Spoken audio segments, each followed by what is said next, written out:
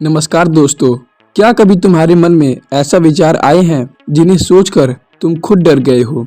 गुस्सा, वासना, ईर्ष्या, नफरत, गलत कल्पनाएं और फिर तुमने खुद से पूछा हो, मैं ऐसा क्यों सोच रहा हूँ? क्या मैं बुरा इंसान हूँ? अगर हाँ, तो आज जो तुम सुनने वाले हो वह तुम्हें अंदर से बदल सकता है, क्योंकि हजारों साल पहले एक युवक ने यही सवाल गौतम बुद्ध से पूछा था। उसने कहा, भगवान, मेरे मन में गंदे विचार आते हैं, मैं उन्हें रोकना चाहता हूँ लेकिन रोक नहीं पाता।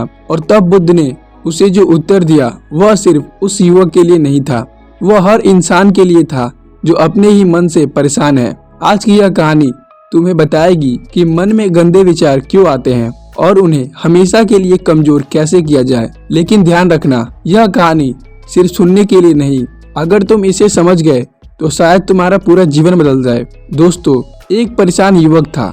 बहुत समय पहले एक गांव में एक नीरज नाम का युवक रहता था। बाहर से वह बिल्कुल सामान्य दिखता था, लोग उसे अच्छा इंसान मानते थे, लेकिन अंदर से वह हर दिन टूट रहा था, क्योंकि उसके मन में बार बार गंदे और गलत विचार आते थे।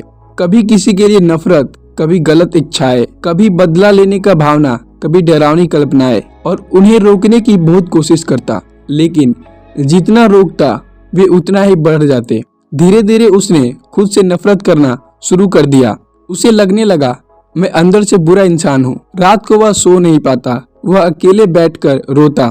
उसे डर था कि अगर किसी को उसके विचारों के बारे में पता चल गया तो सब उससे नफरत करेंगे। एक दिन परेशान होकर वह जंगल की तरफ चला गया।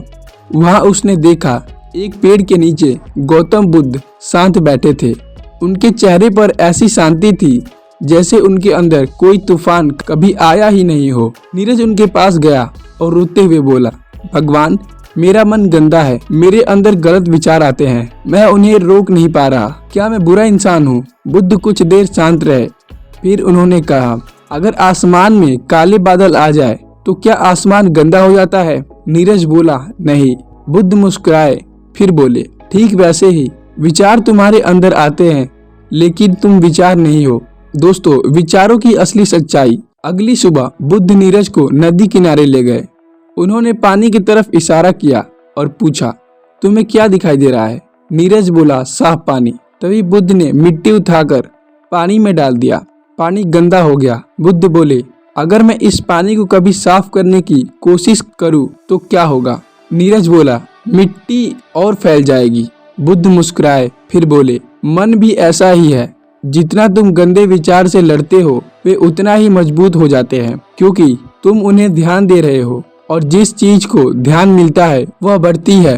नीरज ध्यान से सुन रहा था। बुद्ध बोले, विचारों को रोकने की कोशिश मत करो, उन्हें आने दो और जाने दो, जैसे आसमान बादलों को गुजरने देता है। उसी दिन पहली बार नीरज को महसूस हुआ कि शायद समस्या विचार नहीं, उनसे लड़ना था, अकेलापन और मन का अंधेरा। एक दिन बुद्ध नीरज को जंगल के अंदर ले गए। वहाँ गहरा सन्नाटा था। बुद्ध बोले, आज तुम यहाँ अकेले बैठोगे। शुरुआत में सब ठीक था, लेकिन कुछ देर बाद उसके मन में फिर वही गंदे विचार आने लगे। पुरानी यादें, डर, वासना, गुस्सा। नीरज परेशान हो गया। वह भागकर बुद्ध के पास गया। बोला, भगवान, मैं कोशिश करता हूँ लेकिन विचार फिर आते हैं। बुद्ध मुस्कुराए। उन्होंने पूछा, जब जंगल में बंदर कूदते हैं तो क्या जंगल परेशान होता है? नीरज बोला, नहीं। बुद्ध बोले, मन में विचार आना स्वाभाविक है, समस्या विचार नहीं, उनसे जुड़ जाना है। जिस दिन तुम विचारों को सिर्फ देखना सीख जाओगे उस दिन उनका असर कम होने लगेगा। दोस्तों, गंदे विचार क्यों आते हैं? उस रात नीरज ने बुद्ध से पूछा, लेकिन भगवान, मन में इतने गंदे विचार आते ही क्यों हैं? बुद्ध बोले, क्योंकि मन वही बनता है जो वह हर दिन देखता और सुनता है। अगर इंसान हर समय गुस्सा, वासना, डर, नफरत और नकारात्मक चीजों से घिरा रहेगा तो उसका मन भी वैसा ही हो जाएगा। फिर बुद्ध ने एक उदाहरण दिया। उन्होंने कहा, अगर तुम एक खेत में कांटे बोओगे तो फूल नहीं उगेगा। ठीक वैसे ही अगर तुम अपने मन में हर दिन गंदगी डालोगे तो शांति कैसे मिलेगी? नीरज को अपनी आदतें याद आने लगी। वह हर समय गलत लोगों के साथ रहता था, गलत बातें सुनता था, दूसरों की बुराई करता था। उसे पहली बार समझ आया, मन अचानक गंदा नहीं होता, धीरे धीरे बनता है। मन को साफ करने का पहला तरीका। अगले दिन बुद्ध ने कहा, अगर मन को साफ करना चाहते हो तो पहले अपने आसपास की चीजें बदलो।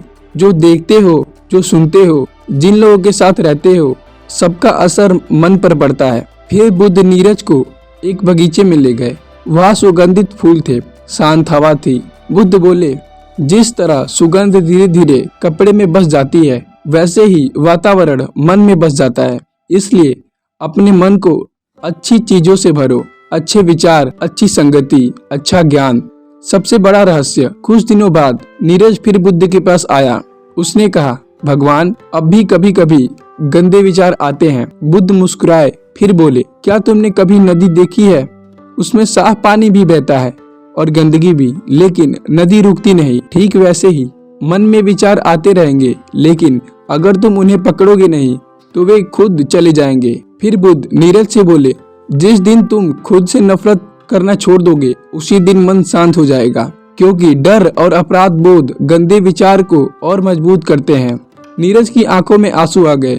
उसे पहली बार महसूस हुआ वह बुरा इंसान नहीं था, वह सिर्फ अपने मन को गलत तरीके से समझ रहा था। दोस्तों, धीरे धीरे नीरज ने अपनी आदतें बदलनी शुरू की। सुबह ध्यान करना, अकेले शांत बैठना, अच्छी बातें सुनना, कम बोलना, अपने विचारों को सिर्फ देखना। कुछ महीने बाद उसके चेहरे पर अलग ही शांति थी। अब भी विचार आते थे, लेकिन अब वे उससे नियंत्रित नहीं करते थे, क्योंकि अब वह समझ चुका था, विचार सिर्फ बादल है, मैं आसमान हूँ। दोस्तों, अगर तुम्हारे मन में भी गलत या गंदे विचार आते हैं तो खुद से नफरत मत करो। तुम अकेले नहीं हो। हर इंसान के मन में विचार आते हैं, लेकिन याद रखो, तुम्हारी पहचान तुम्हारे विचार नहीं है। तुम्हारी पहचान यह है कि तुम उन विचारों के साथ क्या करते हो। गौतम बुद्ध ने कहा था, मन को शांत करने का तरीका उसे लड़ना नहीं, उसे समझना है। दोस्तों, अगर यह कहानी आपके दिल तक पहुंची हो तो कमेंट में लिखिए, मैं अपने विचार नहीं हूँ। वीडियो को लाइक और चैनल को सब्सक्राइब जरूर करें और ऐसे ही गहरे जीवन ज्ञान के लिए जुड़े रहे।